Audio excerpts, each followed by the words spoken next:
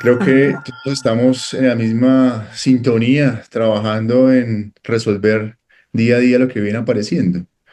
Y de la asociación queremos agradecer a todos por responder a la convocatoria, al doctor Freddy Ariza, al doctor Fabián Rosas, al doctor Barrios, a José Martín, que por supuesto ahora hablaré un poco de él, y sin lugar a dudas a Ever por la convocatoria. Ever, muchas gracias, para nosotros es muy importante. Hombre, muchas gracias, doctor Garay, y de nuevo honrado por estar con ustedes.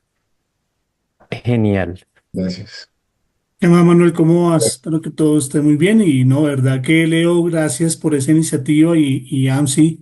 Creo que eso es muy importante, poder generar estos lazos y cómo nos podemos articular para este tipo de eventos. De verdad que gracias. Genial, gracias.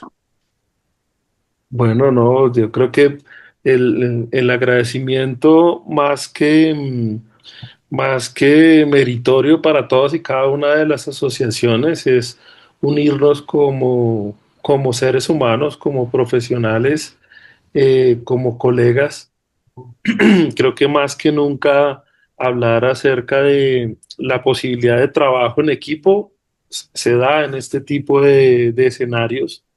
Y lo más importante también es proyectar a la población colombiana y también a la población internacional de que este trabajo en equipo necesita articulación y la articulación no es indiferente a qué tipo de sociedad perteneces o qué tipo de profesión ejerces, sino todo lo contrario, es cómo podemos trabajar en red, cómo podemos unir esfuerzos para aprender los unos de los otros y que esto también tenga un impacto en la población.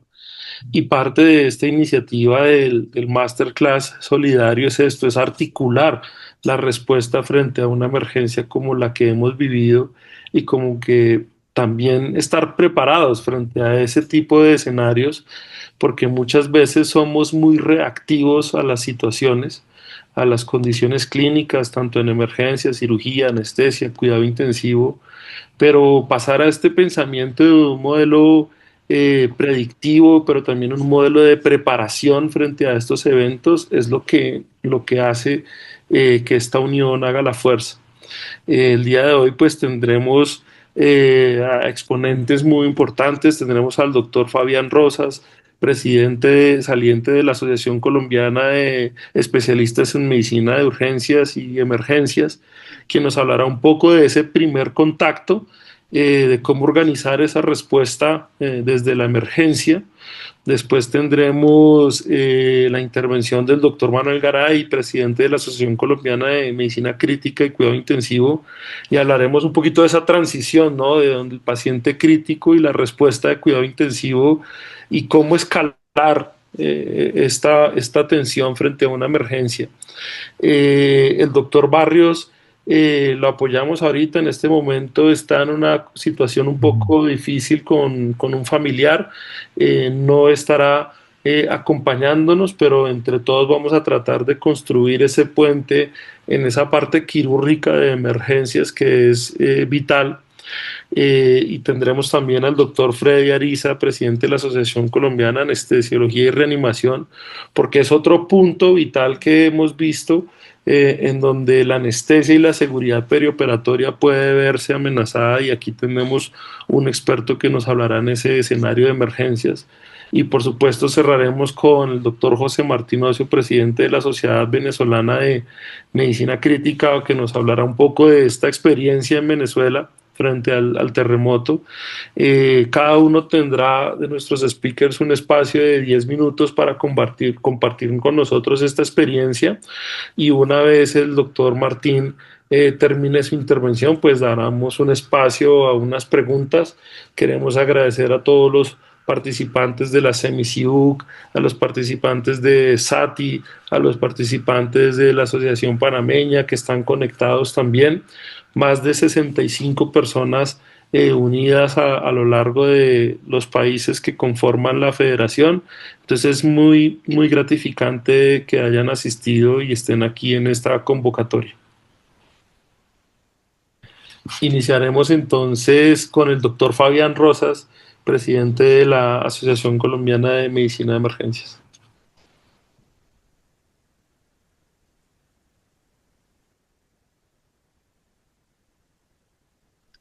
Adelante, Fabián. Gracias, Leo.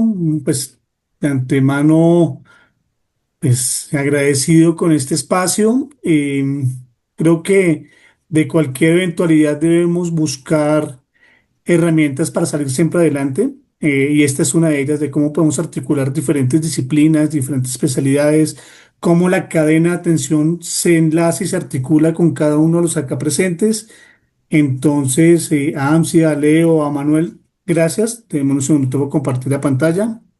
Perfecto, listo. Entonces, he querido iniciar esta cadena de atención, digámoslo así, con la primera respuesta en desastres, del minuto uno de recuperación del sistema de salud. Voy a tocar unos temas que de pronto muchos no están familiarizados, y es cómo se activa el sistema de emergencias médicas en un evento con múltiples víctimas, en este caso, pues, con el terremoto que lamentablemente tuvimos en el país hace ya 2 semanas. Fabián Rosas, soy médico especialista en medicina de emergencias, especialista en administración y gestión integral en salud. Soy consultor internacional en sistemas de emergencias médicas. He participado en la implementación de los equipos CNT en Latinoamérica y acá en Colombia. Y la idea es poderles traer no solamente la experiencia, sino qué ha pasado y cómo se debe fortalecer el sistema de emergencias médicas. Desde Colombia, enviando un saludo, un abrazo de solidaridad a todas las personas, a todos los colegas que sufrieron de este sismo. Y he querido empezar así. El- la atención en salud no empieza en el hospital. Sí, claro, ya viene la ambulancia. La pregunta no es si urgencias va a recibir las víctimas o cuántas. La pregunta es, y el tema es en salud, es si ya estamos organizados para eso, ¿sí? Porque la atención y el sistema de emergencias médicas inicia en el campo. Y en un desastre, no tomar la oportunidad de leer esta parte. Salvar vidas no depende de tener más ambulancias o más hospitales. Depende que el paciente correcto reciba la prioridad correcta, la intervención correcta, el transporte correcto hacia el hospital correcto, no el más cercano, en el momento adecuado. Para la Organización Mundial de la Salud, desde una perspectiva de salud como tal, los desastres o catástrofes los definen como aquellas situaciones imprevistas que van a representar serias o inmediatas amenazas para la salud pública. Eso amerita muchos aspectos, porque no solamente a la salud, sino toda la intervención de bienestar de la comunidad. Y eso empieza de la activación del sistema de emergencias médicas, que eso lo resumimos rápidamente en esta imagen, que es de la Organización Mundial de la Salud, donde la atención hospitalaria se activa ante un evento, en este caso un sismo, donde tenemos múltiples víctimas.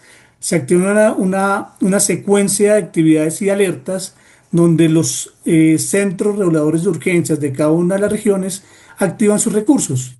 Llámense en ambulancias, llámense servicios de urgencias, llámense censos de capacidad instalada hospitalaria, y qué capacidad de recursos tengo yo para atender en el campo.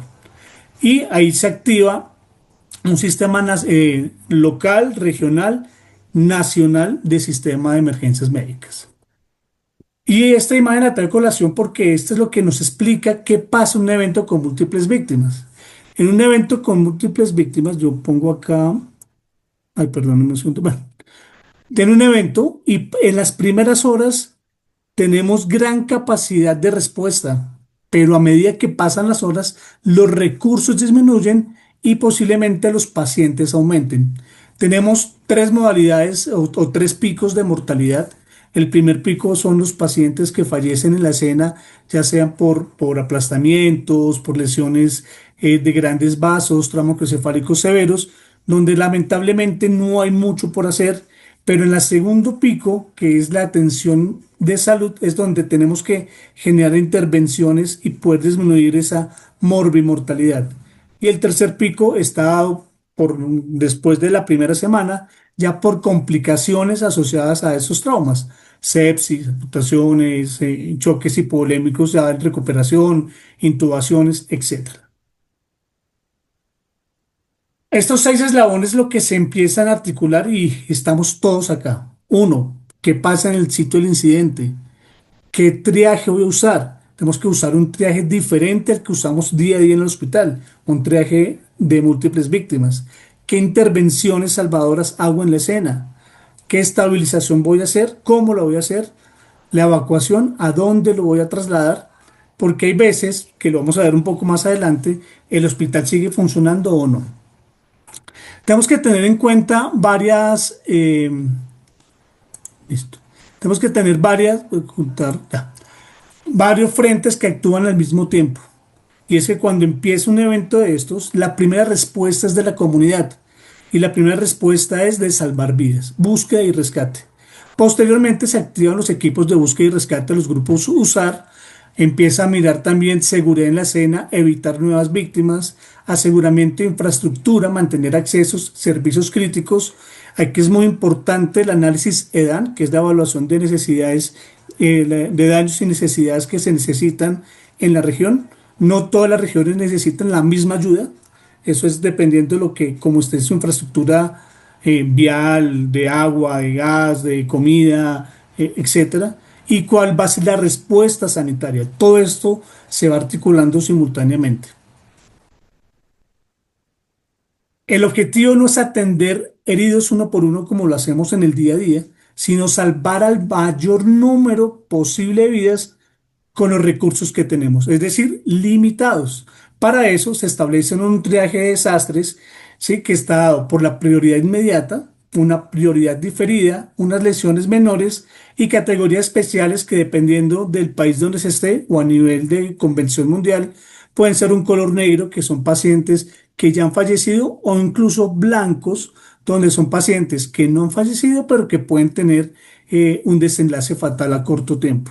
Y ese triaje es dinámico y hay que generar estrategias dependiendo de la zona en que yo me encuentre, de la escena, sea una zona caliente o tibia, dependiendo si genera riesgo para el personal, determinar un triaje secuencial dinámico. Aquí traigo varios tipos de traje que se utilizan. Actualmente los más utilizados, no quieren decir mejores o peores, pero los más utilizados son el traje Start, ¿sí? El Jump Start también, o inclusive también se está utilizando mucho el triage CIEF, pero dependiendo también de los protocolos institucionales. Aquí traigo una foto real del grupo USAR. El grupo USAR es el grupo de Urban Search and Rescue, de búsqueda y rescate. Son grupos entrenados bajo una metodología de una institución mundial internacional que se llama INSARAC. Ellos tienen que estar capacitados e inscritos para generar este tipo de intervenciones. Se hace una evaluación del escenario, se prioriza a quién se va a rescatar, se localiza, ya sea por medios diferentes, sean el binomio con el canino, por drones, por sonares, hay varias herramientas. Se crea un acceso seguro, un apuntalamiento para evitar que haya mayor colapso de otras estructuras. Se atiende, se hace extricación y se transfiere al hospital más adecuado. Tuvimos hace poco estuve en el Congreso Panamericano de Trauma en Cartagena, donde tuve la oportunidad de conversar con varios colegas que estuvieron en Cali, en Pereira, donde vimos algunos fenómenos que pasan y que son usuales que pasen, que muchos de los pacientes que fueron extraídos por la comunidad fueron llevados a hospitales de baja complejidad muy cercanos al área. Eso pues, determinó que los recursos no se destinaran adecuadamente y la mortalidad de estos pacientes, la cual ya es alta por síndromes de reperfusión, por aplastamiento, etcétera, pues no se lograran atender de la manera oportuna y más eficiente de estos pacientes. El grupo USAR, pues tiene que tener una gestión, vuelvo y les digo, es un grupo entrenado, búsqueda, rescate, hay un grupo médico de atención para el grupo y para la extricación de los pacientes, y eso genera una logística y eso se divide en varios grupos, grupo liviano, mediano, pesado, dependiendo de qué recursos necesito para poder extraer los materiales y poder rescatar a las víctimas. Tenemos una ventana crítica, eso lo hemos escuchado muchas veces, que es una ventana de supervivencia que generalmente va de las 0 a las 72 horas. Pero hay un punto crítico que son las 24 horas. Las personas que son rescatadas en las primeras 24 horas tienen mayor probabilidad de sobrevida y disminución de complicaciones que aquellas que son rescatadas desde la hora 24 a las 72. Claro, las horas 72 está por muchas condiciones biológicas de sobrevida: hipotermia, deshidratación, sangrado, aplastamiento, dificultad respiratoria, etcétera. Pero generalmente el umbral se maneja entre 0 y 72. Por eso es que después del tercer día, ya las estrategias o los objetivos de misión de ese momento cambian. Ya no es tanto búsqueda y rescate, sino ya empezará a empezar la fase de recuperación y reconstrucción. Lo que les decía ahorita, quiero hacer mucho énfasis en esta parte: no siempre llevar al hospital más cercano es lo más adecuado. Siempre debe tener una coordinación con el PMU, con el puesto de mando unificado o con el centro de comando de incidentes, para poder determinar a dónde se van a diferir los pacientes. Y vuelvo y traigo esta misma diapositiva porque es esta parte hospitalaria donde quiero hacer mucho énfasis. ¿Y es cuál? Llegan los múltiples víctimas. Ya hicimos un triaje de múltiples víctimas en la escena. Volvemos a hacer otro triaje a nivel hospitalario para poder determinar la prioridad de atención. Recordemos que es salvar al mayor número de pacientes con los recursos que se tienen o con mínimos recursos. Para eso necesito tener un plan hospitalario de emergencias para poder generar áreas de expansión, para poder generar recursos, tanto humanos, de talento humano, como de insumos, destinados a la atención de estos pacientes de una forma organizada, entrenada, preestablecida. Y eso se hace con los planes hospitalarios de emergencia. Hay que determinar cuáles son las intervenciones salvadoras que debemos hacer.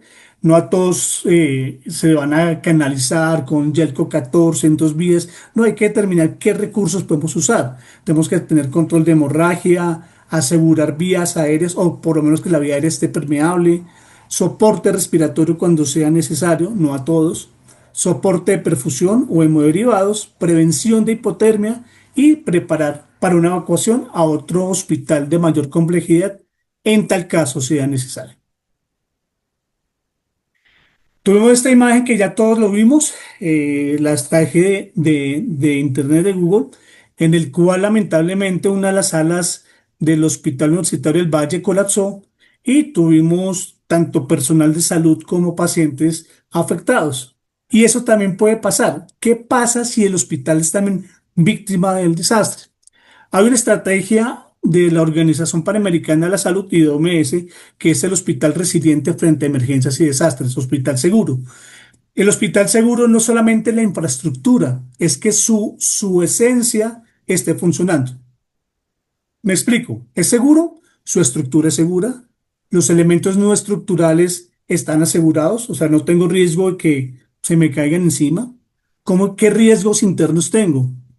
Sus líneas vitales funcionan adecuadamente: electricidad, agua, las líneas de oxígeno, vacío, comunicaciones, saneamiento, accesos al hospital. Y tres, ¿qué capacidad operativa tengo?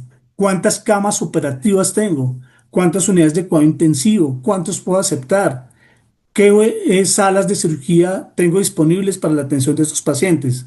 Teniendo en cuenta que salas de cirugía es un equipo, no solamente el área, sino el cirujano, anestesiólogo, todo el personal que se requiere para la atención de estos pacientes. Y eso se establece en 4 S, que lo determina la gestión de desastres, que es el staff, pues, qué personal tengo disponible; el staff, qué insumos tengo disponibles; space of structure, está segura, puedo seguir atendiendo acá; las áreas de expansión que tengo disponibles son seguras y tienen lo necesario para poder seguir atendiendo a los pacientes de una forma segura; y system, qué sistemas de comunicación tengo con los demás, qué sistemas de redes hospitalarios tengo con hospitales o de mayor o de menor complejidad. Eso es algo que se debe establecer. Y eso se hace ¿cómo? Con el sistema comando de incidentes hospitalario. Hay un sistema comando de incidentes extrahospitalario que fue creado hace, por ahí en los años 80 con los bomberos de California, y es lo que se hace en el puesto de mando unificado a nivel extrahospitalario. Y eso se traspoló a la gestión de desastres a nivel intrahospitalario con el sistema comando de incidentes, donde el cual hay un comandante del incidente que no es el gerente del hospital, es la persona que más sepa de gestión de desastres o de múltiples víctimas en el hospital, y va a tener unos oficiales que lo van a acompañar en esta gestión. Un oficial de seguridad, de información pública, de enlace, de especialistas técnicos como operaciones, que es la atención en salud como tal, de planeación, que es qué recursos necesito, cómo está la situación, qué documentación necesito, logística, servicio, soporte, bienestar para el personal de salud, que a veces nos enfocamos mucho en la atención del paciente y también necesitamos atención a los que están operando, y la parte de administración y finanzas. Eso se hace con una cadena de mando claro, unos roles definidos y unos objetivos de misión que pueden modificarse de acuerdo como se esté estableciendo la situación. Para eso, y ya para terminar, se estableció a nivel mundial, a nivel regional y a nivel nacional, los EMT, que son los Emergency Medical Teams, equipos de respuesta a emergencias y desastres, que están enfocados a disminuir la morbimortalidad en estos escenarios, y se pueden dividir en varias formas. Un tipo uno, que generalmente son hospitales móviles; un tipo 2, que son hospitales un poco más grandes, con un segundo nivel con capacidad quirúrgica; y un nivel 3, que son hospitales mucho más grandes, que ustedes van a ver, que son como hospitales de campaña, con unidades de cuidado intensivo, unidades ginecobstétricas, bancos de sangre, y unas áreas específicas o unidades especiales, que son unidades como de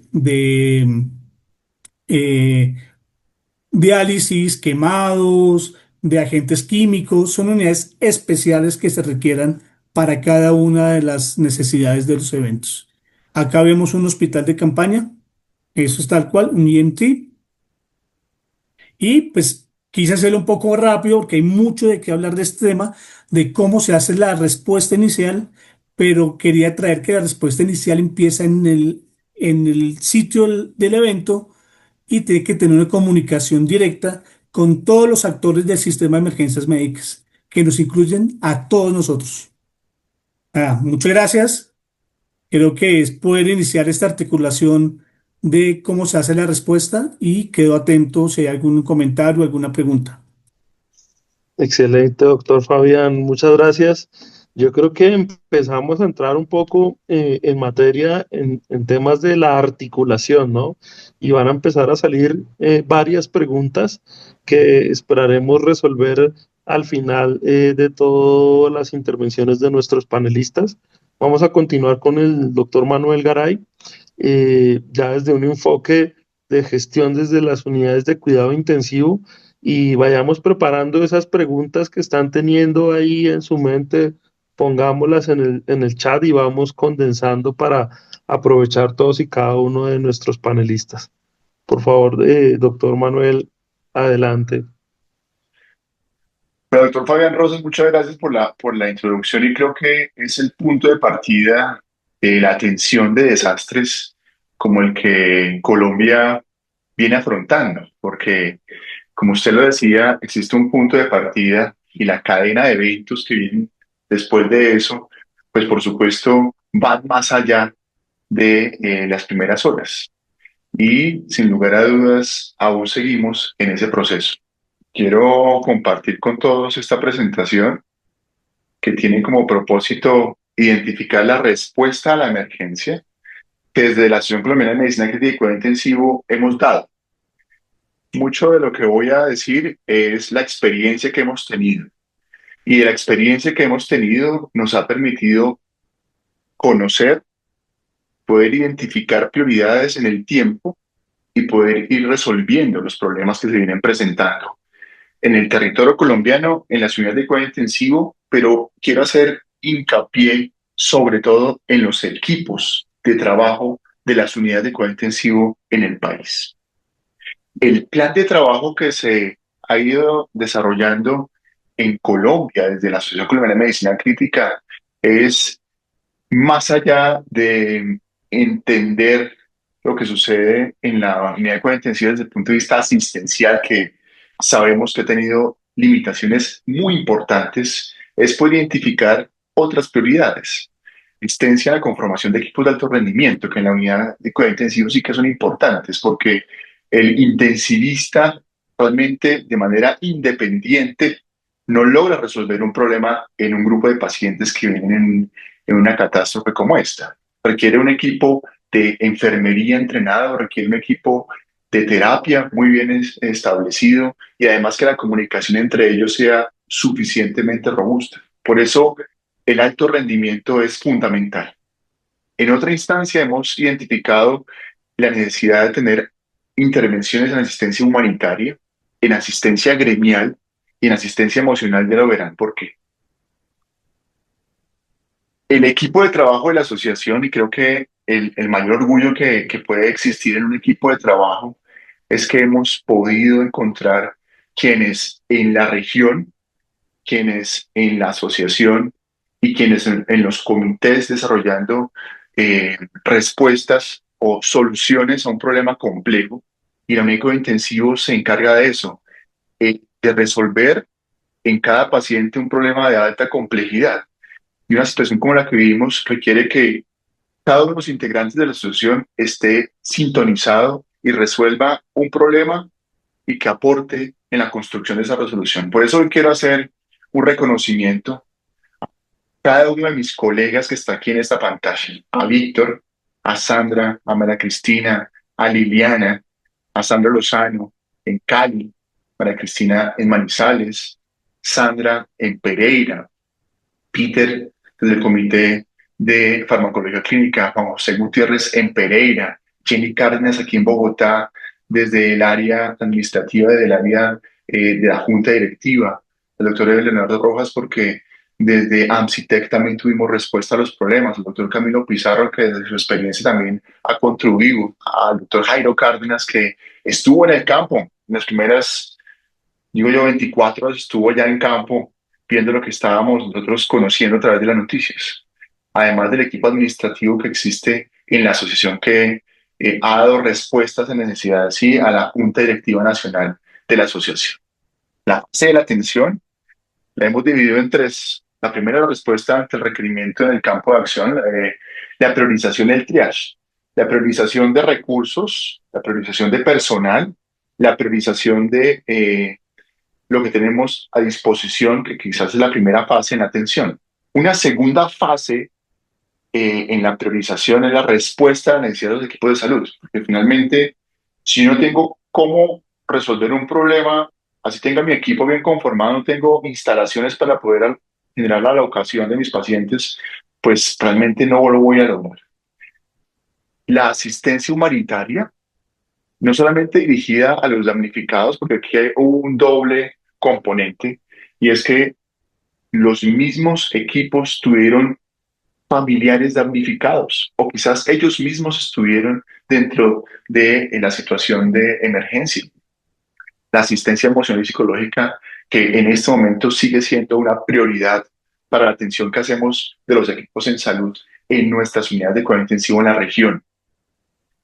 Les quiero poner en situación que sus familiares hayan estado en el terremoto, que su casa se haya derrumbado y que al mismo tiempo tengan que ir a la unidad de cuidado intensivo a hacer un turno.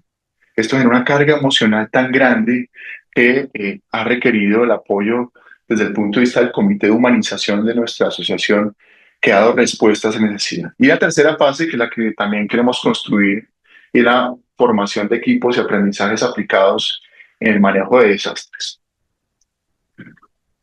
La primera fase, para la cual quisimos estar preparados, sin saberlo, desde julio del año 2026, tuvimos la oportunidad de conocer la experiencia de nuestros colegas venezolanos. Y quizás, sin saberlo, la solidaridad nos prepara para dar respuesta a lo que sucede en Colombia. Esa reunión que ustedes ven en pantalla, donde está Víctor, donde está el equipo de los colegas venezolanos, donde está la Federación Panamericana de Cuidado Intensivo, eh, nos llevó a pensar soluciones para poder dar respuesta a esa necesidad que los colegas estaban viviendo. Y una fue generar una herramienta de respuesta con inteligencia artificial para organizar los espacios, para organizar los equipos de trabajo, para dar respuesta a esa necesidad. El doctor Víctor Nieto, con su habilidad para la construcción de este tipo de herramientas, dio la solución en ese aspecto, porque ir allá no era fácil, comunicarnos de forma remota no era fácil, asistencia telefónica no era fácil.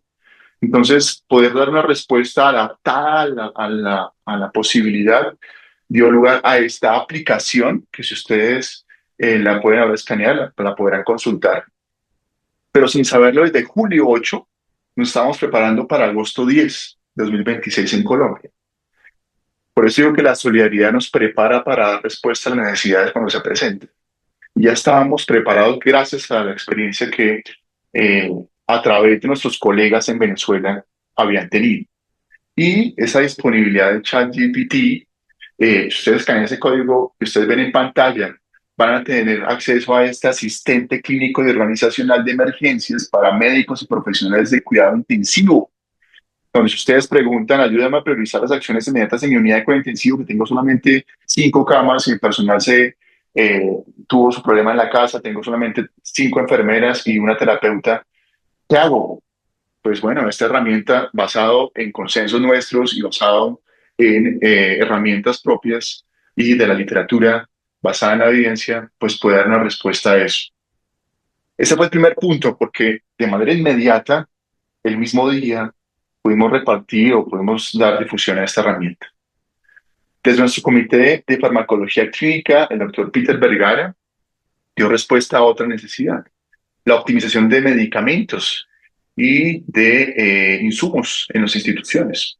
Por supuesto, en la primera fase, la analgesia, el uso de terapias en la reanimación, la estabilidad de fluidos y mezclas requerían un direccionamiento. Y se creó una línea de atención a través de WhatsApp para dar respuesta a esa necesidad.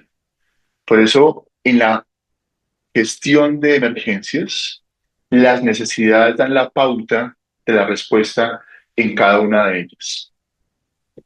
Si ustedes ven a la izquierda, ven algunos de los chats reales que hubo en nuestro puesto de mando unificado, donde habían este tipo de mensajes. Se derrumbó por completo, quedó destruida la unidad de cuidado intensivo donde estábamos trabajando y se quedaron sin trabajo. Y tenemos una situación emocional difícil de manejar en ese momento. Y la reacción, desde el punto de vista de ese grupo instaurado desde la asociación para dar respuestas de necesidad, fue primero conectarnos directamente con las regiones. Por eso aquí aparecen nuestros lazos con las regionales, tanto del eje cafetero como la occidental y sur. Hubo una red transversal de psicología y logística. Y el mensaje institucional que quizás suena un poco, digamos, redundante, pero creo que hay que hacer explícito cuando uno está ante esa situación de que quien está allá reconoce que no está solo y que AMSI actualmente está presente cuando una situación de esa se presenta. Por otro lado, requeríamos datos para poder conocer ese comportamiento social y de triaje social de nuestros colegas. En este punto, la doctora Sandra Ryan lideró, y aún lo sigue haciendo, el desarrollo de una encuesta y de un sondeo para entender la situación que estábamos viviendo con colegas y con instituciones y con situaciones desde el punto de vista local. Tuvimos la posibilidad de encontrar 190 personas censadas que en 46 horas hubo un crecimiento en la respuesta de este tipo de censos, donde identificamos elementos como el estado de su vivienda, reconozcan que quien está en la U también tiene su vivienda y está destruida, la situación laboral, que es en general es una incertidumbre grandísima, la deuda salarial, que también es un problema que estamos intentando eh, atacar y resolver, la seguridad alimentaria, que que un auxiliar de enfermería, que una integrante del equipo de la unidad de cuidado intensivo tenga preocupaciones de no poder alimentar sus familiares en los siguientes 24 horas, es algo prioritario. Alojamiento, salud propia y familiar, lo que nos permitió identificar 46 casos de prioridad crítica, eh, aplicando, digamos, el cuidado que tenemos de nuestros pacientes al cuidado del cuidador, que es también fundamental. Se hizo una activación de un despliegue en nodos, tanto en el eje cafetero como en Cali, para identificar cómo se había distribuido la situación, para poder intentar dar respuesta. El impacto documentado en cuidado intensivo nos permitió establecer cuántos residentes teníamos en el eje cafetero, intensivistas, enfermeras o médicos de otras especialidades allí afectados, tanto en el eje cafetero como en suroccidente. Fíjense ustedes el número de colegas que tienen problemas o que tuvieron en ese instante problemas. Esto es hace 3 semanas. Identificando 4 ejes de trabajo y una respuesta integral. Primero, material inmediata, alimentación y refugio. 2, salud mental y apoyo emocional, que es el cuidado del cuidador. 3, la defensa institucional y laboral. Y 4, la solidaridad con un fondo de auxilio económico. De hecho, está este webinar que están ustedes viendo, tiene como función, al tener acceso a recursos, la posibilidad de tener ese alcance logístico. En cuanto a logística de supervivencia, tuvimos 66 solicitudes de mercado cubiertas con 7 contactos de urgencia inmediato y en el chat había mensajes como este de María Cristina Florian, que está allá en Manizales, llevando de nuestra logística atención desde Manizales hasta Pereira a colegas que tenían problemas muy graves de tipo de asistencia alimentaria urgente y prioritaria. Por eso, gracias a ellas que están allá, a María Cristina, a Sandra, a Sandro Lozano, Sandro Laya, ellas están al frente en sus regiones de la resolución de situaciones como esta que ustedes ven ahí en ese WhatsApp, con el doctor Fernández, quien dio respuesta a lo que pudimos dar de apoyo. El otro eje fue el eje emocional y ha sido uno de los elementos quizás más importantes a través de el comité de humanización que tiene la asociación en cabeza de la doctora Liliana Correa, quien es un reconocimiento por su liderazgo y capacidad de convocatoria. Después de ese censo identificamos elementos de ansiedad, nervios constantes, una condición emocional bastante difícil para poder dar respuesta a las necesidades en las instituciones.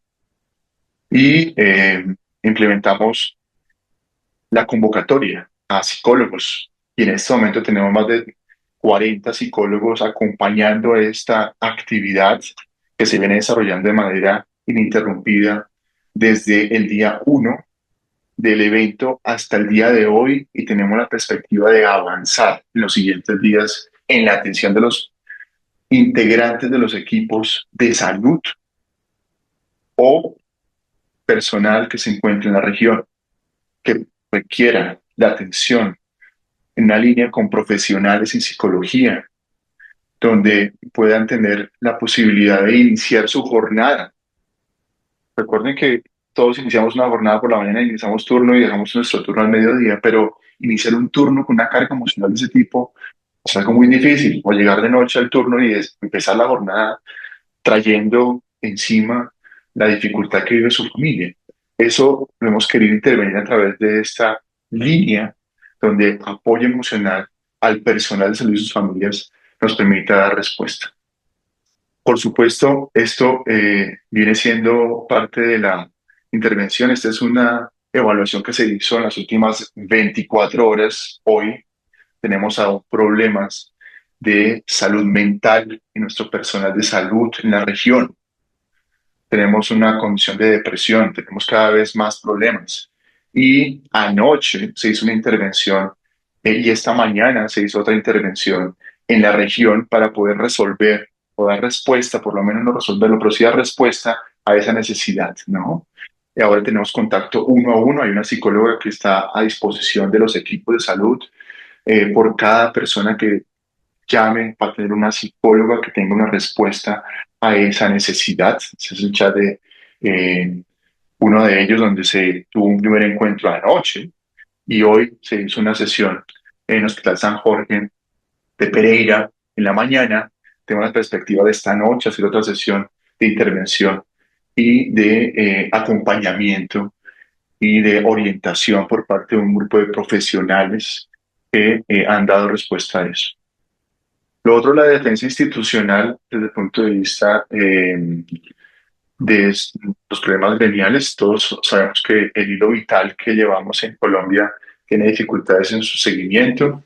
Tenemos identificados diferentes instituciones que tienen dificultades para el seguimiento de tanto estructural como de vinculación de personal de salud y por eso hemos identificado que podemos a través de diferentes herramientas lograr hacer un llamado a las instancias nacionales del Ministerio de Trabajo, del Ministerio de Salud, para que quienes están en riesgo laboral o en riesgo de vinculación puedan tener un apoyo y en este caso la institución de Cicrítico en cabeza de su presidente, el doctor Juan José Vélez, y nosotros desde la asociación con el apoyo eh, del área de orientación desde el punto de vista jurídico, ha hecho un llamado tanto al Ministerio de Trabajo como al Ministerio de Salud para poder tener respuestas para estas integrantes o integrantes de los trabajos, de los equipos de trabajo en la institución. Por otro lado, la solidaridad pues, requiere la recolección de recursos y por eso hemos tenido la posibilidad de lograr vías de comunicación con la posibilidad de recoger recursos y poder enviar recursos, mercados o apoyo para la región donde se encuentra afectada la población de cuidado crítico del país. La planeación con visión de futuro implica la creación de un curso para la atención de desastres desde la asociación, la conformación de equipos de instructores. Hemos recibido la colaboración de diferentes sociedades científicas, tanto cercanas, hemos recibido el llamado y la respuesta de la Sociedad Española Iberoamericana, hemos recibido la Federación Panamericana de Cuidado Intensivo, hemos recibido el llamado de la Sociedad Americana, la Sociedad Europea, quienes todos han dado respuesta a lo que hemos vivido en Colombia y queremos en colaboración con ellos construir un proceso que le permita al país tener un entrenamiento sólido en la atención de este tipo de situaciones desde el cuidado crítico. Con la edición Colombia de la creación del curso de atención de desastres de la asociación. Por supuesto, a esto invitamos a las sociedades científicas que estén interesadas en contribuir y en aportar para hacerlo en conjunto con cada una de ellas. Además del desarrollo modular y la respuesta de entrenamiento que esta semana tendremos la posibilidad de encontrar.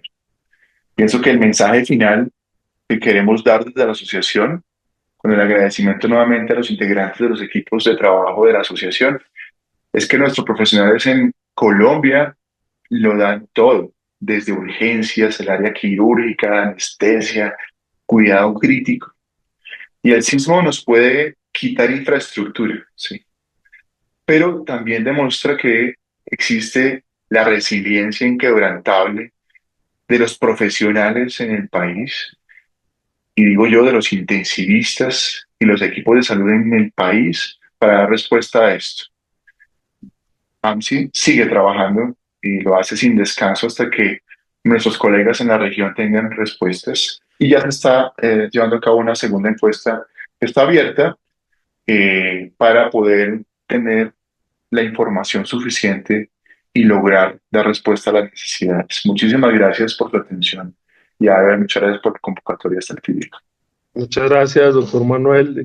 Excelente. Cada vez más evidenciamos nuestra humanidad, ¿no? Lo vulnerables que somos, pero también los resilientes que podemos llegar a ser en adaptarnos a este tipo de adversidades. Y de hecho, dar frente a la pandemia con todos sus antecedentes y ahora frente a esta serie de desastres, no solo en nuestro país, sino en otras áreas también, creo que resalta la importancia de la articulación de los actores aquí presentes: emergencias, cuidado intensivo, cirugía, anestesia y muchos más que sabemos que se seguirán sumando. Al no estar ajenos, pues el doctor Arnold Barrios, presidente de la Sociedad Colombiana de Cirugía, nos envía un saludo. Tiene ahorita, digamos, un pequeño inconveniente familiar, pero nos envía todo su apoyo y solidaridad, y fue uno de los que al principio de esta convocatoria estuvo muy pendiente. Pero miren que no somos ajenos inclusive en este tipo de eventos. Tener cualquier problema, y lo importante es ser resilientes y adaptarnos y comprender que por más de que tengamos el cargo que tengamos, seguimos siendo humanos. Darle paso al doctor Freddy, presidente de la Asociación Colombiana de Anestesiología y Reanimación, porque el tema del quirófano, como bien lo vimos en la administración de recursos físicos, económicos, pero también en recursos humanos, como lo acabamos de tocar, impacta a uno de estos grupos de alto rendimiento que está en las salas de cirugía. Entonces agradecemos al doctor Ariza por su apoyo, su solidaridad también a esta convocatoria. Y adelante, profesor.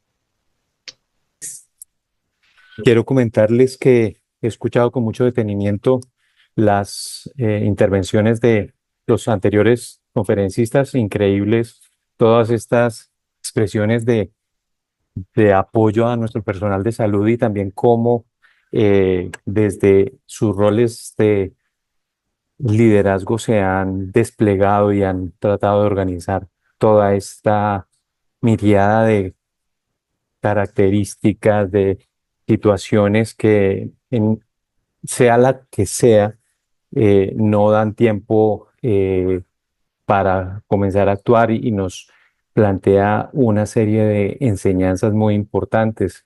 Quizá el tema que ya se había abordado y que es el que tiene que ver con la ciclicidad de la situación de demanda, y que claramente compromete el tiempo de respuesta, pues tiene un comportamiento multimodal, ¿no? Que ya los anteriores conferencistas habían mostrado un pico máximo de demanda en las primeras 24 a 48 horas. Posteriormente disminuye, pero aparece después de la segunda semana un nuevo ciclo de demanda importante que nos obliga a pensar en que definitivamente hay una oportunidad importante para estar preparados para mejorar el tema que tiene que ver con respuesta con mejora y preparación a la capacidad de respuesta de los hospitales. Ustedes mm, entenderán que todas estas fases de preparación que convergen en muchas situaciones, tanto la mitigación, la preparación, la misma respuesta y la recuperación, incluye en muchas ocasiones la convocatoria de servicios quirúrgicos, de cuidado intensivo, de hospitalización, en una articulación que básicamente es una danza permanente, y en donde, pues, en nuestra profesión, en anestesiología, estamos muy pendientes de participar en todas estas 4 fases, en todas estas todos estos escenarios, pues en el rol de anestesiología, nosotros tratamos de colaborar muchísimo en el tema digamos, la resucitación, empezando por el tema de la vía aérea, pero también estamos muy vinculados al tema que al ser una especialidad, digamos, de enlace, ¿cierto? Con unas capacidades que invaden de alguna manera ciertas profesiones, pues estamos en capacidad también de colaborar en el triaje, en la parte de logística de las salas de operaciones y si es necesario y hay que ampliar la capacidad de cuidado crítico, pues estamos atentos a compartir todas estos roles de decisiones clínicas, de priorización y de coordinación. Definitivamente, acá hay un punto muy importante y es que eh, todo este arsenal de condiciones pues nos convocan de alguna manera a partir de una pobre información en principio, tratar de tomar decisiones compartidas que sean realmente ejecutables. Pero la verdad es que tener las cosas o tener la tecnología o tener la infraestructura, incluso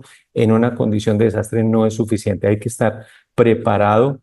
Este es un estudio, un reporte de Jasbeck con relación a lo que sucedió en un estallido que hubo en Israel hace unos años de un puerto y en donde hicieron posteriormente una encuesta y se mostró que solamente menos de la mitad entendía que había unos protocolos, el 30% solamente de las personas habían recibido una capacitación hospitalaria y menos del 15% tenían claro cuál era su rol. Y esto es muy importante porque definitivamente hay unas brechas que nos obliga a partir de todas estas enseñanzas a estar un poquito más preparados, a tener planes escritos, a hacer simulacros y a compartir este tipo de experiencias en escenarios diferentes sobre todo que nos permitan articular lo que sería una respuesta inmediata. Nosotros, como digamos, mm, ejes centrales del movimiento de quirófanos, podemos estar muchísimo implicados en la protección de pacientes que han perdido completamente sus capacidades de respuesta frente a una, digamos, a una huida o todas estas situaciones y pues ustedes se dieron cuenta, muchos de los videos, pues sí, grupos quirúrgicos enteros protegiendo al paciente. Eso es, pues, en parte muy preocupante, pero a la vez es esperanzador. Creo que nuestro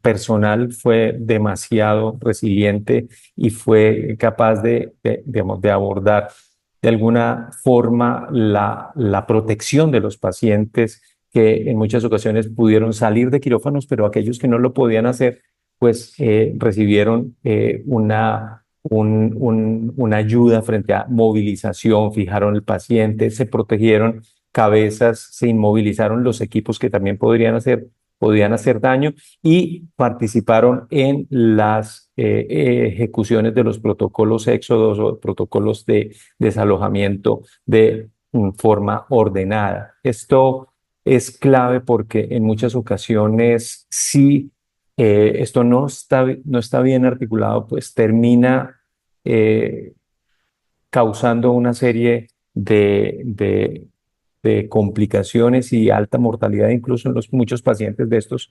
En muchos sitios han estado bajo anestesia general, la gran mayoría, otros con anestesia regional y pues con imposibilidad para moverse.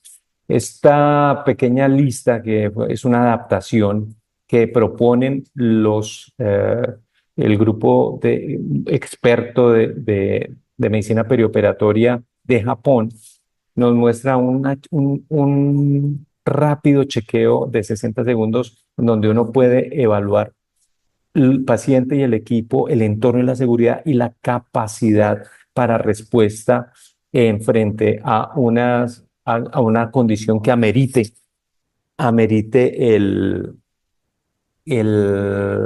la atención de manera rápida, ¿cierto?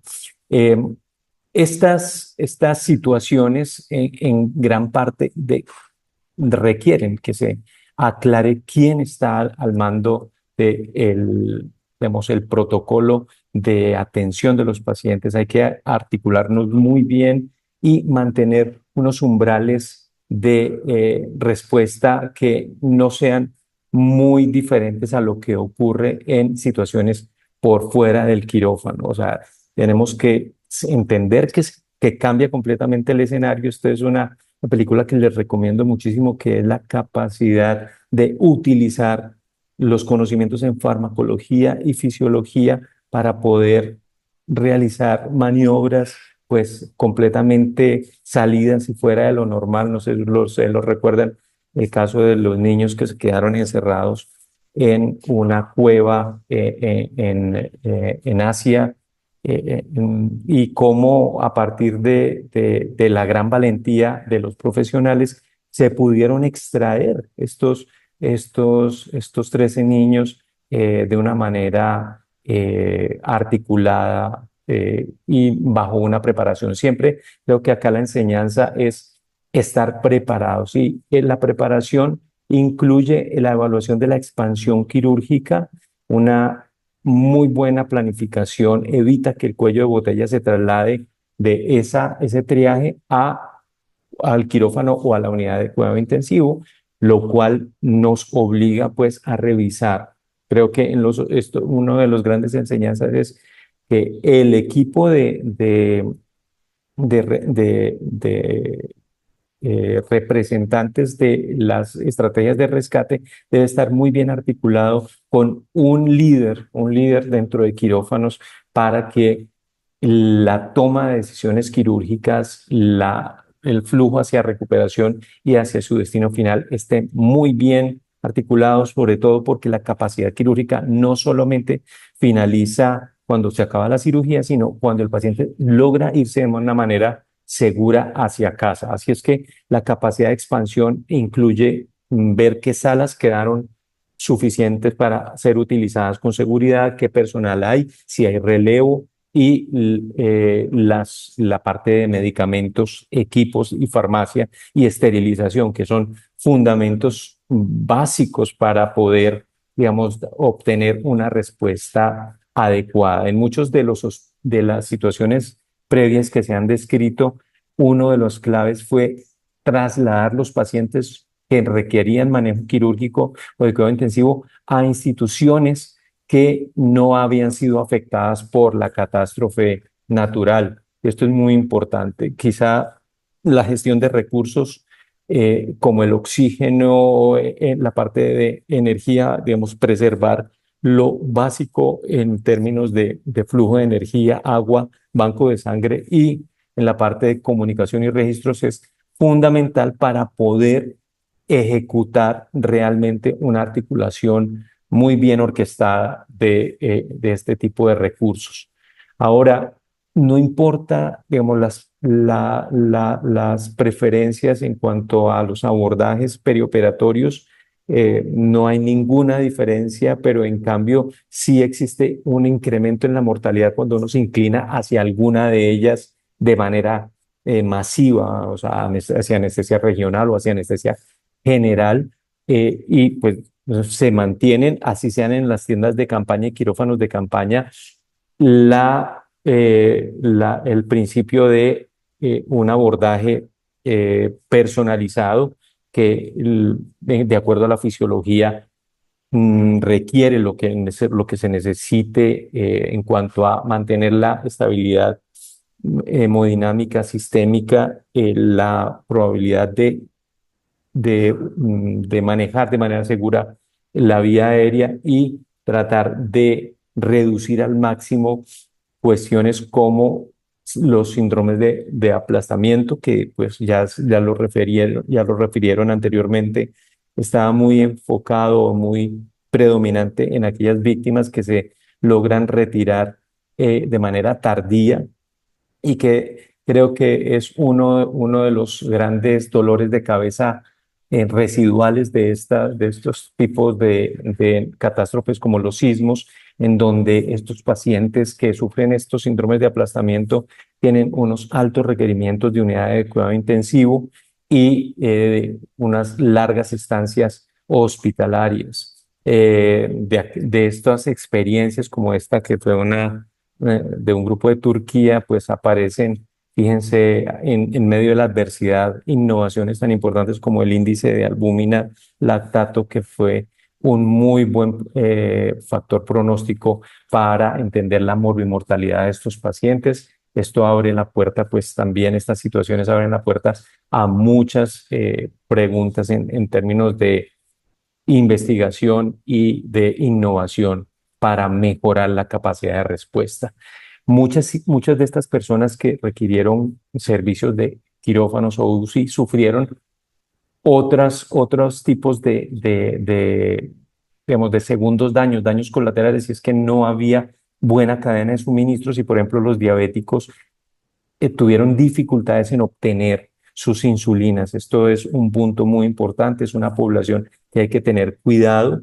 Ya hablaron del personal de salud como segunda víctima, así es que el relevo, la recuperación y los puntos de todas las estrategias encaminadas a reducir el agotamiento o el aislamiento del personal de salud son fundamentales. Hay que entrenar a nuestra gente, vuelvo y repito, en todas estas eh, situaciones que no dan espera y que necesitan una respuesta muy bien articulada y rápida. No me voy a detener aquí porque ya lo hemos dicho, pero definitivamente una preparación adecuada de nuestro personal y de nuestras instituciones, de nuestros administrativos, tener claro cuando incluso en la emergencia no hay director médico o cuando no hay los tomadores de decisiones grandes, eso tiene que estar escrito en un protocolo que se pueda sacar como una lista cuando está cayendo el avión, como un manual de emergencias. La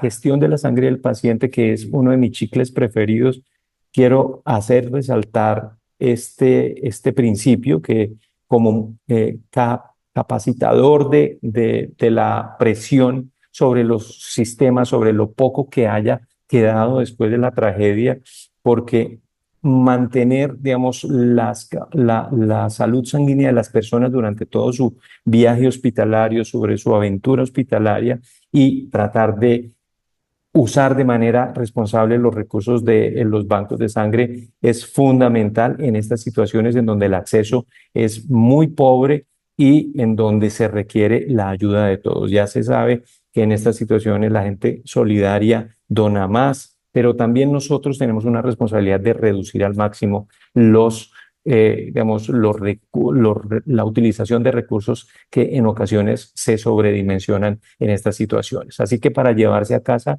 primero, muy importante ser resilientes, ser capaces de tomar decisiones duras en medio de la incertidumbre. Hay que educar a nuestro equipo a hacer simulacros. Esto como esto nos ocurre en Colombia cada 10 años, se nos olvida y esto es fundamental. Hay que hacer simulacros, hay que hacer, ojalá, cursos transversales en todas nuestras universidades y una real preparación. Hay que aprender, hay que recuperarnos y hay que ser capaces de mantener la capacidad de respuesta a través de la recuperación rápida de la cadena de recursos, la recuperación rápida del recurso humano y la protección de él. La seguridad no depende solamente de improvisar, sino de estar preparados. Muchísimas gracias por la invitación. Estas son unas pequeñas referencias que les recomendaría a aquellas personas que quieran investigar más sobre el papel de la seguridad perioperatoria en estas emergencias. Muchísimas gracias. Estimado doctor Freddy, muchísimas gracias también por esta presentación. Yo creo que, miren que hemos venido hablando de los puestos de mando unificados, de la importancia de la derivación de los pacientes, pero también de la articulación de los esfuerzos desde múltiples perspectivas, pero sin dejar a un lado el papel de los actores principales en los profesionales de la salud, como también víctimas desde varios aspectos, no solo económicos, sino físicos y psicológicos. Y llegamos a este punto en donde se centraliza el tema de estar preparados, pero que esta articulación sea dinámica, no simplemente una conexión, sino que también sea dinámica y que se mueva. Y además esa capacidad de expansión, ¿no? Y el uso adecuado de los recursos que tenemos. Es fascinante ver cómo el ser humano activa esa capacidad que mencionabas, Freddy, de innovación frente a la adversidad. Bueno, para cerrar este bloque de charlas, eh, ¿qué más que poder nosotros hablar acerca desde la experiencia como lo ha hecho cada uno de ustedes? Pero también tenemos un invitado muy especial de la Asociación Venezolana de Medicina Crítica y Cuidado Intensivo, y es esa experiencia de ver estos eslabones que hemos visto de cómo lo vivieron ellos, también un modo de aprender, de saber que la misma solidaridad es la que nos hace más fuertes, y pues por eso invitamos a nuestro invitado. Por favor, ¿dónde está? Aquí te veo conectado. Para que por favor nos des esa perspectiva, ¿no? Que desde lo que se ha vivido en Venezuela, ahorita en esta fase de recuperación y reestructuración, cómo han pasado por todas estas fases. Entonces, Martín, muchas gracias por compartir con nosotros tu experiencia y estar aquí con nosotros. Bueno, buenas tardes a todos, a todo el panel de especialistas que han discutido este tema de diferentes aristas en la tarde de hoy, a todos los asistentes. Quiero aprovechar el espacio para agradecer a la AMSI en manos del doctor Manuel Garay y el doctor Víctor Nieto, no solo por la invitación a participar en esta actividad, y a ti, Ever, por organizar tan importante actividad, sino por la solidaridad de la ANSI hacia el pueblo venezolano y hacia nosotros, la Sociedad Venezolana de Medicina Crítica. Les pido disculpas que no traigo una presentación, pero sí una conversación muy sincera y muy reflexiva acerca de lo que pasó en Venezuela. Y quizás comienzo diciendo que esto nos agarra desprevenido, y no desprevenido por el evento natural en sí, porque eso no hay manera de saberlo o de prevenirlo, pero sí en que nos agarra en una situación de país bastante difícil, no estando preparados desde el punto de vista estructural y organizacional para atender con equipos de respuesta rápida ante un desastre natural, y tengo que decirlo con mucha sinceridad. Hoy a 3 meses, precisamente hoy estamos cumpliendo 3 meses del doble sismo, del doble terremoto que sufrimos, y quizás hemos aprendido que la mayor tragedia, obviamente, son las pérdidas humanas, las pérdidas materiales y todo el impacto psicológico, psicoemocional y económico que esto conlleva. Pero la tragedia más grande está en que no estuvimos preparados para atender esta contingencia, y definitivamente, si tú no estás preparado, esto impacta sobre la mortalidad, y quizás con toda seguridad y con toda responsabilidad lo digo, los embates de un desastre natural son más dañinos. ¿Qué les cuento desde la experiencia? Nosotros, desde la Sociedad Venezolana de Medicina Crítica, activamos inmediatamente después de pasar el susto de todo esto. Yo vivo en la ciudad de Valencia, a 2 horas de la capital, 2 horas y media de La Guaira, donde hubo el mayor daño. Activamos a nuestra gente para conocer un poco, a través de noticias y a través de nuestra gente, de nuestra red, saber un poco qué estaba pasando y dónde había mayor afectación.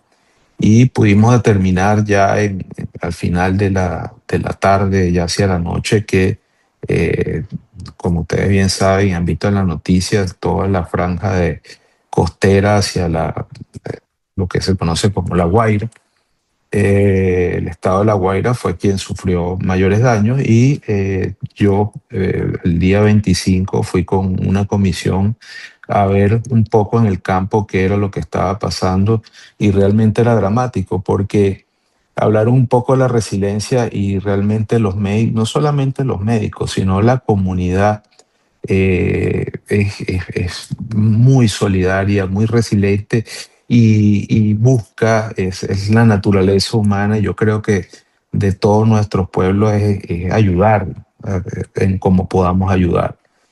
Pero, como decía el doctor Fabián al principio, si tú tratas de ayudar de una manera inadecuada, terminas haciendo, quizás menos efectivo, por no hablar de más daño.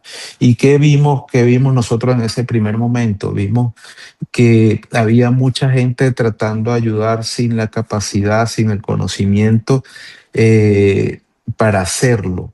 Quienes deberían, o quienes tenían que estar en ese momento como equipo de respuesta rápida, no estaban.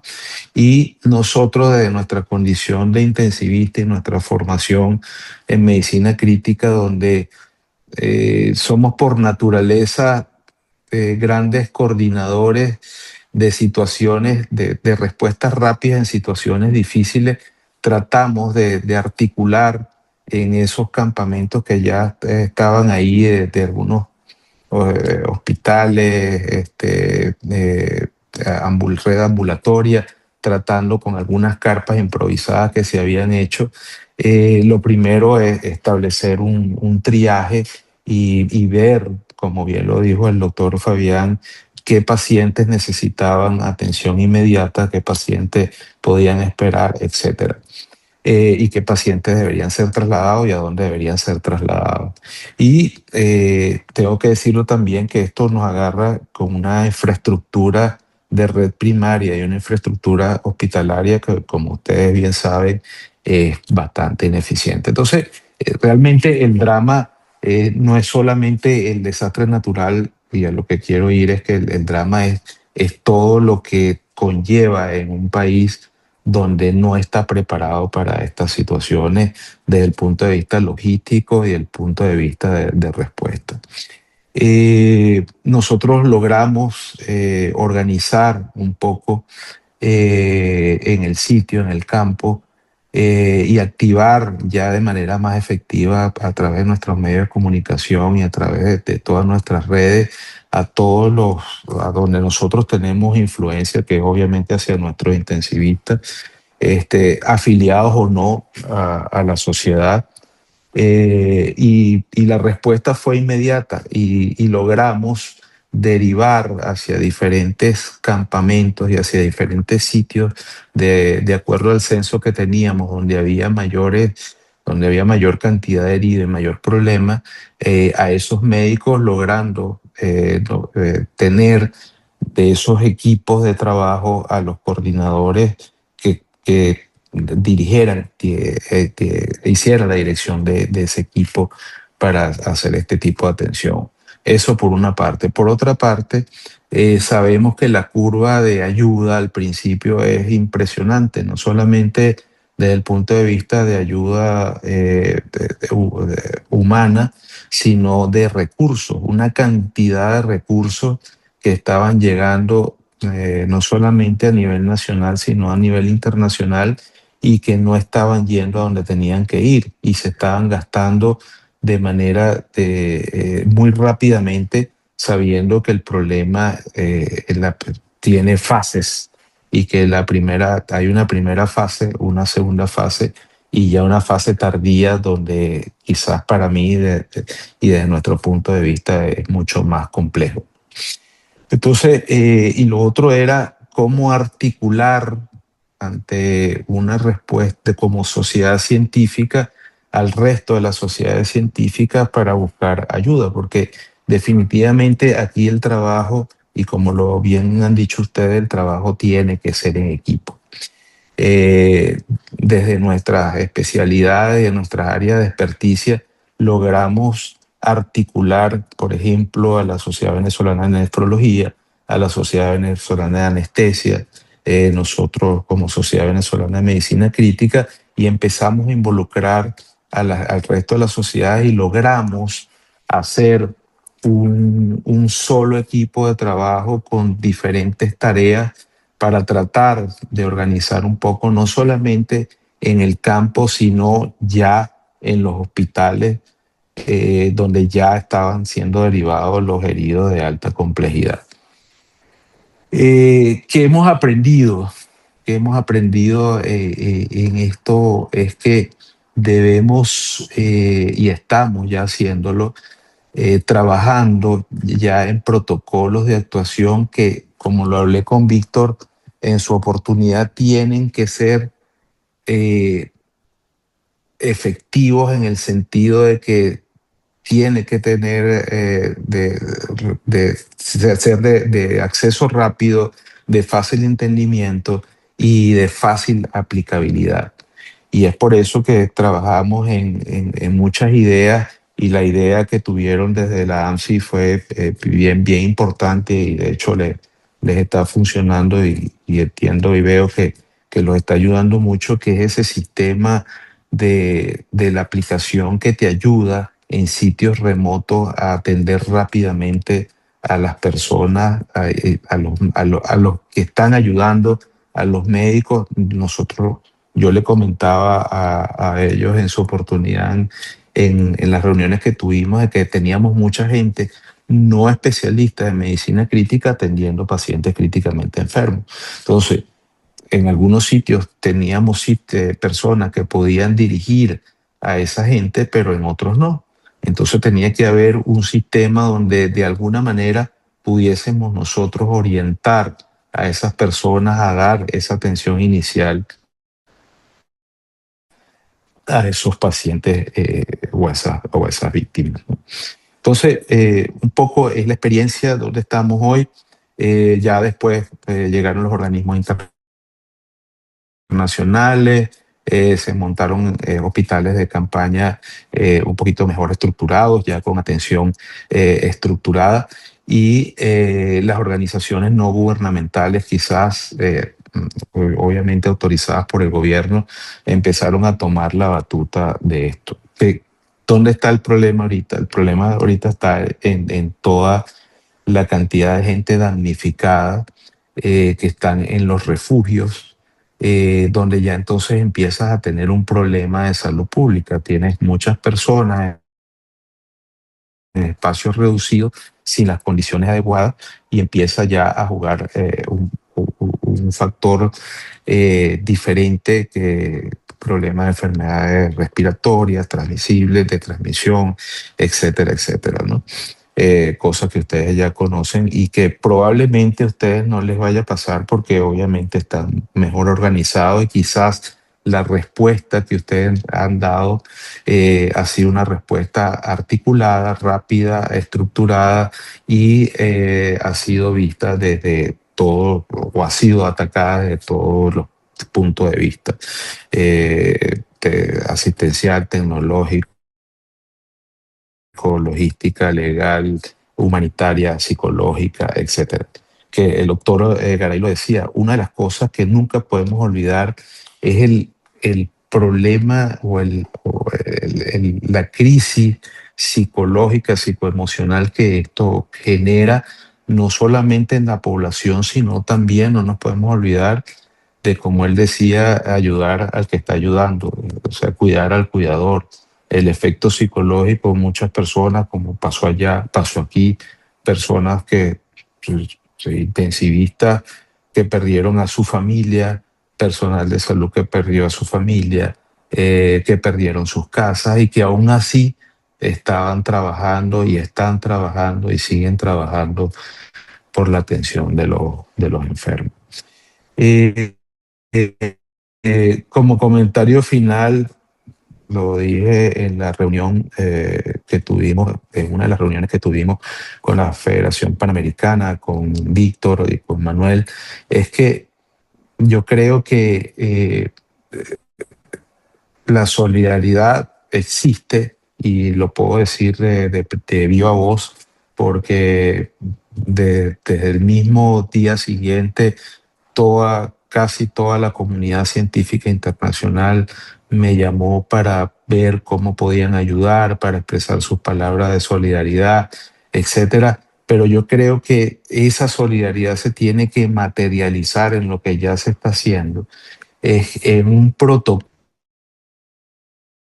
internacional, porque, bueno, ya ustedes han visto las noticias, todo lo que está pasando en el mundo, Filipinas, ahora Perú, ustedes en Colombia, nosotros aquí en Venezuela. Hace 2 días no fue un sismo, pero en la ciudad de Caracas, en la capital, no sé si lo vieron en las noticias, se desbordó un río, el principal río que cruza la ciudad y se llevó un poco de carros, un poco de casas. O sea, estamos viviendo una situación difícil y yo nosotros tenemos que articular, la científica es parte de nuestra habilidad, protocolos de actuación que sean reproducibles en nuestros países. Y yo creo que ahí es donde la solidaridad se tiene que materializar en protocolos que sean efectivos y rápidamente reproducibles. Muchas gracias. Muchas gracias, estimado Martín, excelente, porque mira que desde la propia experiencia se construye cada uno de esos ítems que se articulan en cada una de las respuestas de los frentes quirúrgicos, de anestesia, de emergencias. Y quisiera retomar ya para este pequeño espacio de preguntas que vamos a tomar.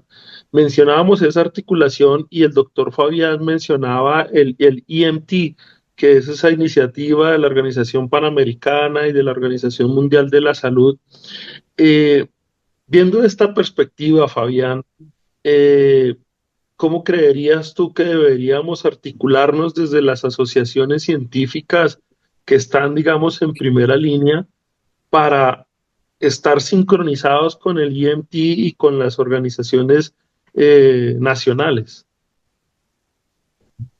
Gracias, Leo. Pues miren, hay un centro de comando, ¿sí? Digamos que voy a hacerlo dos puntos. Durante el evento y como zona de paz. Zona de paz es que no pasa nada, es como el momento del ciclo en el cual se prepara. Entonces, durante el evento hay un puesto de comando unificado y debe haber un oficial de enlace o un oficial de salud, que es el que se encarga de comunicar y de generar el objetivo de la misión de salud. Eso va por fases. La fase entonces de búsqueda y rescate, de triaje, cuáles son las estrategias que se van a hacer en campo o durante los hospitales, hay qué hospitales hacer. Entonces, digamos que ¿cómo nos podemos alinear? Trabajar articuladamente, ¿sí? En el sentido de ajustarnos a las misiones, a los objetivos de las misiones operativas que hay de acuerdo a la fase. En el momento de zona de paz, que es, digamos que de preparación, que no ha pasado nada, sí debemos generar ejercicios, digamos, micro y macros. Micros en cada una de nuestras instituciones, los simulacros que se llaman, que hay simulacros de escritorio en el cual se sienta todo el comité de emergencias y planean un evento y mirar cómo se actúan. Y ya están los simulacros como tal, operativos, en el cual no son solamente simulacros de evacuación, sino sería muy bueno poder implementar cómo son los simulacros de actuación, no solamente porque vemos que muchos hospitales, o hablando de la parte hospitalaria, sí hicimos ejercicios y evacuamos. Hey, eso es una sola parte del ejercicio. ¿Y cómo se va a articular urgencias con cirugía? ¿Qué va a hacer el grupo quirúrgico? ¿Qué va a pasar después de que salgan de cirugía a la UCI? ¿Cuántas camas de la UCI hay? ¿Cuál es el equipo de intervención? Porque no es solamente crear el código trauma y el equipo multidisciplinario del trauma team, sino es un paciente y en este momento vamos a atender 50 pacientes. Entonces hay que determinar esos planes de contingencia y esos planes operativos durante el operativo como tal y como preparación, como bien mostraba el doctor Arisa, en el ciclo del desastre como tal. Bueno, la iniciativa IMT es una iniciativa que es regional, es mundial de la Organización Mundial de la Salud. A nivel regional lo opera la Organización Panamericana de la Salud y son equipos multidisciplinarios en el cual van a terreno a hacer o apoyan a los hospitales como hospitales de campaña. Entonces, sí debemos articularnos con ellos y no, porque hemos visto en campo cómo hay una lucha de atención o de guías de práctica clínica, digámoslo así. Ay, póngale ceftriaxona, no, yo le pongo vancomicina, por decirte algo. No, un momentico. El IMT se articula con las políticas institucionales y nacionales, ¿sí? Pero sí debemos tener una visión de apertura de poder trabajar en equipo. Excelente, Fabián. Vamos a aprovechar también porque Manuel tocó un punto clave y es esos puestos de mando unificados. Y yo creo que eso también es importante en el gerenciamiento y adecuada distribución de los recursos. Entonces, sin Sí. lugar a dudas, desde el cuidado intensivo, la gestión de los recursos en COVID fue muy buena, digamos, en términos de expansión, rotación, ampliación. Y en este ejercicio de administración de recursos, Manuel, ¿tú cómo ves esa articulación de puestos de mando unificado? Y aprovechamos un poco también la vocería frente a la Asociación de Sociedades Científicas. Bien, Leonardo, yo lo que pienso es que la toma de decisiones debe basarse en la mayor cantidad de información posible. Es decir, recuerden lo que sucedió en COVID. En COVID hubo la apertura y la expansión de unidades de atención de forma muy importante en Colombia y específicamente en Bogotá, donde en algunas áreas se adaptaron camillas, áreas de atención, entiendo en el Campín, bueno, en algunas áreas específicas, esas finalmente no se utilizaron de la misma manera como se había planeado o pensado, ¿cierto? Entonces, digamos que el aprendizaje está en poder reconocer a través de datos, ojalá en campo, y es lo que intentamos hacer cuando hacemos un sondeo en la región donde hay este tipo de situaciones. Primero, para establecer la necesidad eh, asistencial. Dos, la necesidad que existe desde el punto de vista de infraestructura, que en este caso en Cali, por ejemplo, en el HV hubo una caída importante en el hospital, lo cual hizo un redireccionamiento de la asistencia y la atención de pacientes críticos a áreas adaptadas, lo cual ha ido cambiando en el tiempo. Y la toma de decisiones desde el punto de vista de los equipos de salud también deberían ir en el mismo ámbito de prioridad. Por eso, si yo no tengo infraestructura, debo tener por lo menos un equipo suficientemente entrenado y en el equipo debe haber claridad en los roles, claridad en los equipos, en la necesidad de la toma de decisiones y en la priorización de tanto de recursos físicos como recursos humanos. Entonces, esta toma de decisiones debe estar basada ojalá en datos, uno. Dos, basada en las necesidades reales en campo. Y tres, poder priorizar recursos basados en esa información para evitar esfuerzos que puedan ser innecesarios en el momento inoportuno. Por eso digo que la necesidad va cambiando en el tiempo. En las primeras horas es una y en el tiempo va cambiando a otras. Creo que el doctor Arisa tiene la mano arriba. ¿Puedo, doctor Rojas? Pero por supuesto, Claro, claro que Por sí. supuesto, doctor Arisa. no tengo muy buena señal acá, pero Sí, se me señor. ocurre una idea. Voy a cortar mi cámara porque creo que es importante Dale, este dale. mensaje y es que nosotros necesitamos, bajo estas condiciones que nos tocaron, un poquito de atención en el tema de riesgo como nación. Y es un deber del Ministerio de Salud, de la UNGRD, la Unidad de Gestión Nacional del Riesgo, y de probablemente un nuevo ministerio que se llame el Ministerio de Riesgo, que, o sea, cuando uno dice riesgo, está hablando de matemáticos, está hablando de un grupo multidisciplinario que está evaluando muchas de las cosas que suceden alrededor de las contingencias, ¿sí?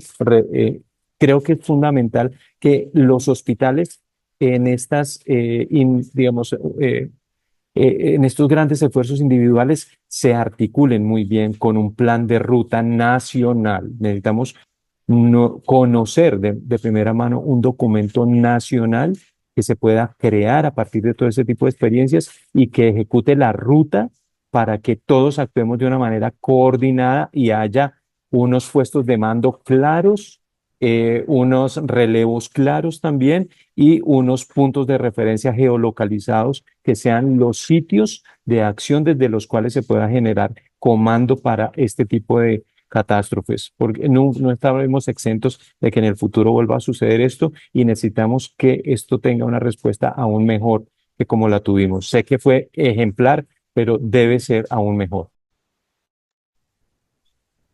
Sin duda, Paisa, porque la parte también, digamos, de integración de los aspectos gubernamentales es clave.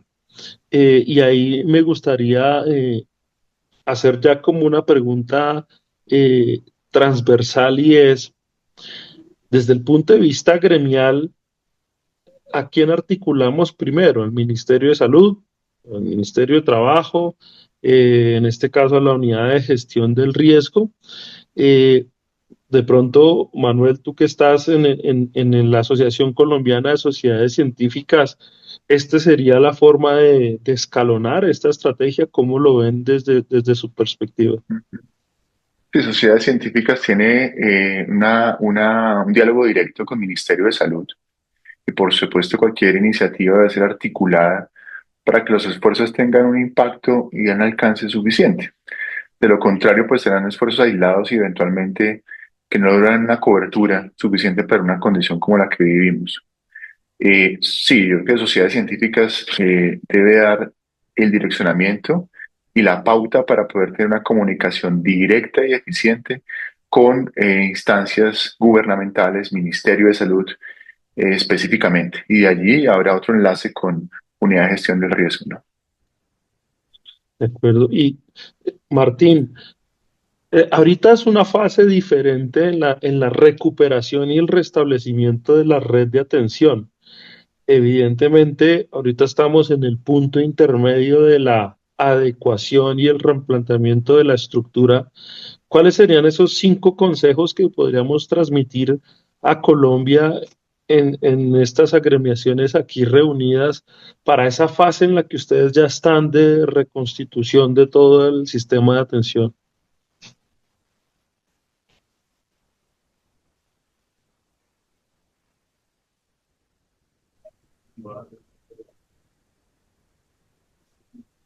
Creo que te perdimos. Estás en mute, Martín. Perdón, ahora sí, tenía el Ya. silenciado. Yo diría que el primer consejo que daría, eh, más que un consejo, lo que dijo Manuel, pauta, y deben tener un canal de comunicación directo con los entes gubernamentales, porque hablamos de que tiene que haber una rectoría y definitivamente la rectoría o la gran rectoría, y es la responsabilidad del Estado asumir esa rectoría en sus diferentes instituciones o instituciones que dependan de ella. Número dos, yo creo que hay que involucrar a otras sociedades científicas. Yo creo que aquí es importante articular a la sociedad de infectología, a la sociedad de neumonología, de enfermedades respiratorias. En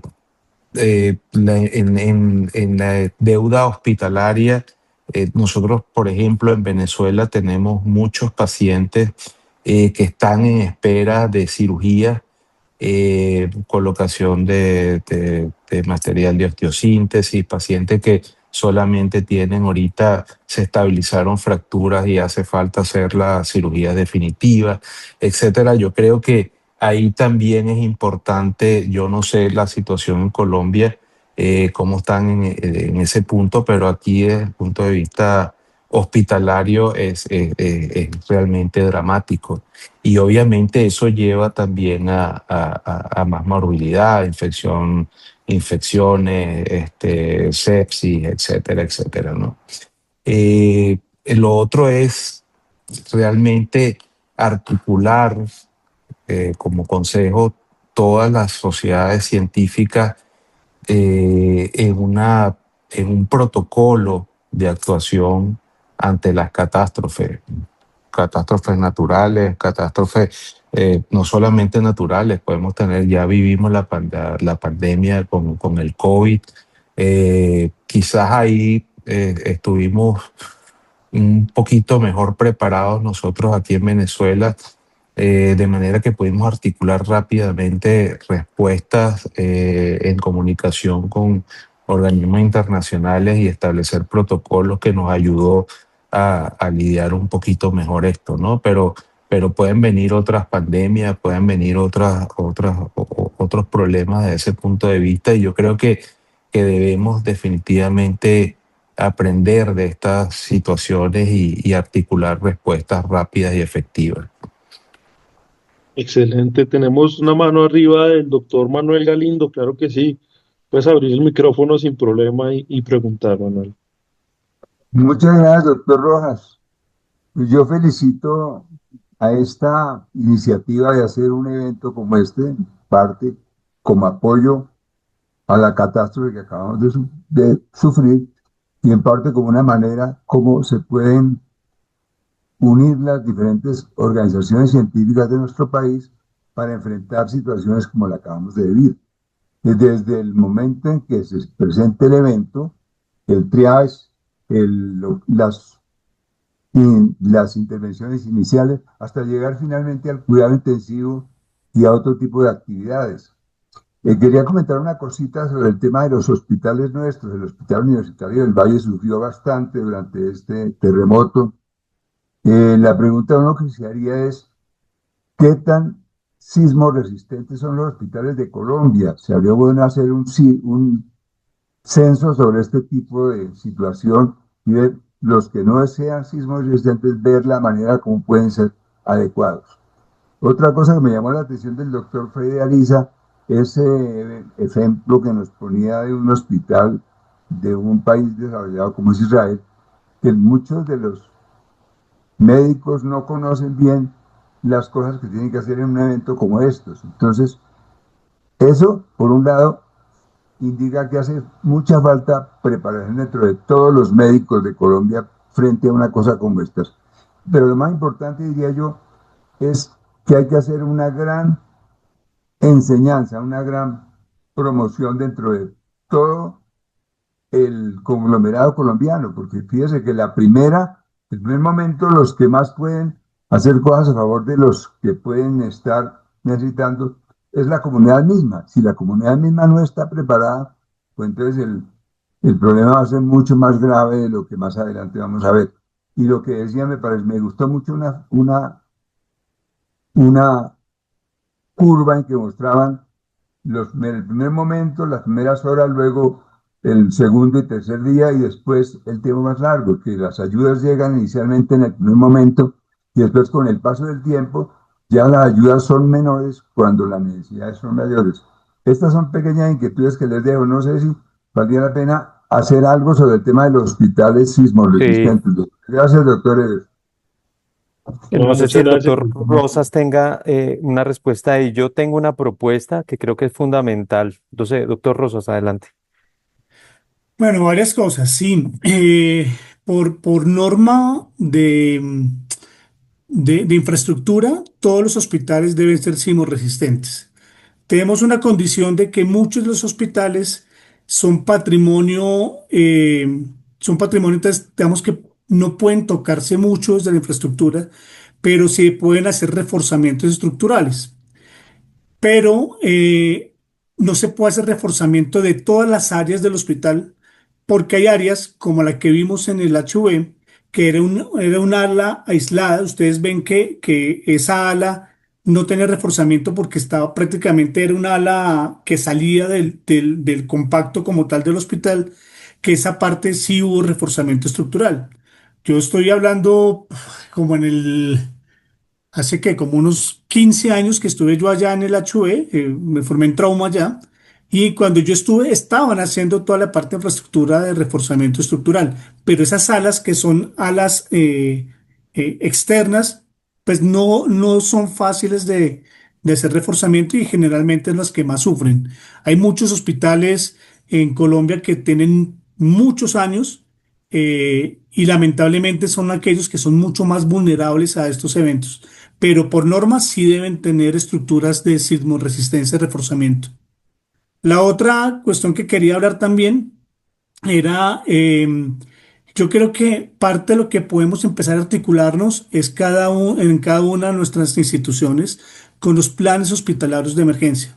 Muchas veces no les ponemos cuidado, citan a los comités, ay, qué pereza, pero mire que la articulación y el tener un sistema comando de incidente hospitalario, de poder generar los roles, no cargos, sino roles como en una reanimación, quien hace un rol como tal, es supremamente importante para que no quedes protegido esa área. Y cómo, como bien decía ahorita el doctor Martín de Venezuela, traer esas experiencias ganadoras de otros eventos como fue la pandemia y cómo nos pudimos articular en red, cómo pudimos hacer un traje de recursos también, ¿sí? Traer esas experiencias que podemos, pues que pueden ser ganadoras en otros eventos con múltiples víctimas. Y ahí hay un punto clave que yo creo que hay que reforzar en esa última pregunta y es la alfabetización poblacional. Sí, generalmente estas iniciativas que primera medida toma la población de profesionales de la salud, también deben haber medidas orientadas a la parte de la población, ¿sí?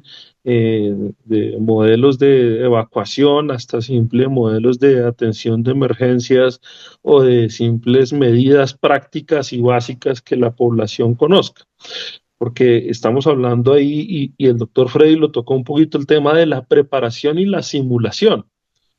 Pero si nuestra población no está preparada y nosotros también como profesionales de salud no nos preocupamos por tener esa transmisión de conocimiento a ellos, es clave. No sé si tenemos alguna otra pregunta en público, Doc Rojas, Doctora Arisa comentario. tiene la mano arriba. una Claro, claro. cosita muy sencilla. Eh, ya sacaron la encuesta. Bueno, una cuestión muy sencilla y es que definitivamente esto tiene que hacer que se genere un cambio en la forma de, digamos, la evaluación también de la habilitación de servicios, porque creo que debemos ingresar la evaluación para todas las instituciones en Colombia en cuanto a capacidad estructural, capacidad no estructural, que es qué tantos equipos están bien fijados, cómo está la parte de, digamos, de ubicación de los dispositivos, de su fuente sus fuentes de energía, su capacidad de restitución de energía rápida, todas estas cosas que son bastante importantes. Creo que en gran parte nosotros lo tenemos ganado. Es simplemente volver a hacer que cada institución vuelva a hacer un análisis propio para estar preparado frente a la cuestión. Y la otra parte es la capacidad del personal de salud que se realiza desde las universidades mismas, incluso hasta ya los servicios como tal. Entonces, en ese aspecto creo que hay que hacer un gran movimiento nacional en cuanto a la preparación y la capacidad de respuesta. Creo que este sismo cambia para siempre la historia del modo en que nos debemos preparar en el futuro para posibles otras amenazas naturales. Total, total, doctor De Freddy. acuerdo. Y mire, el doctor Manuel lo tocaba y es tener datos de cómo hemos actuado, de qué hemos hecho, qué no hemos hecho, y eso es importante porque la única forma de mejorar es poder medir las cosas y también hace parte de esa medición el cumplimiento de la normatividad, tanto en infraestructura hospitalaria como arquitectónica global y de habilitación, tanto del personal como de las capacidades instaladas de nuestros hospitales.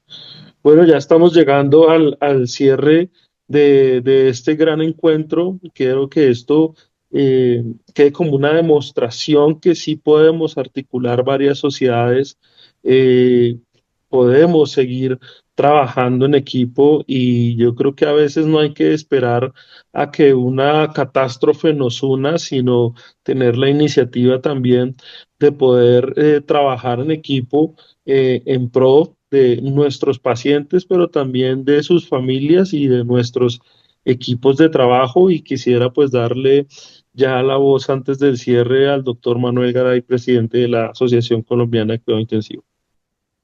Gracias, Leo. Muchas gracias por la convocatoria de los colegas, doctor Arisa, quien aprecio mucho, doctor Fabián Rosas también, que hemos trabajado en muchas oportunidades.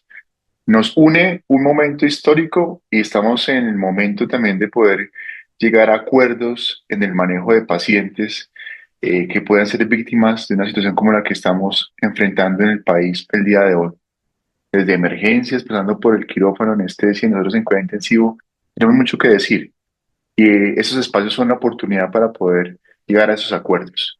Será el primer elemento para la cadena de momentos que nos lleven a tener un acuerdo en lo fundamental, que finalmente son la toma de decisiones adecuadas a sus pacientes. Muchas gracias a todos por su presencia en este encuentro y nuevamente al doctor Leonardo, muchas gracias por la convocatoria. Muchas gracias a todos. Esperemos vernos en una nueva oportunidad donde tengamos varias sociedades científicas unidas en pro de nuestros pacientes. Gracias a todas las personas Muchísimas que se gracias. unieron desde España, Argentina, Chile, Panamá, Estados Unidos y a todas las asociaciones. Todos estos fondos recaudados de esta masterclass solidaria serán destinados a nuestros profesionales de salud que se encuentran en las zonas afectadas y que hemos identificado todas sus vulnerabilidades. Un abrazo a todos y que estén muy bien. Feliz tarde. Una feliz tarde, un abrazo. Gracias. Chao, Cristian. Chao. Chao a todos.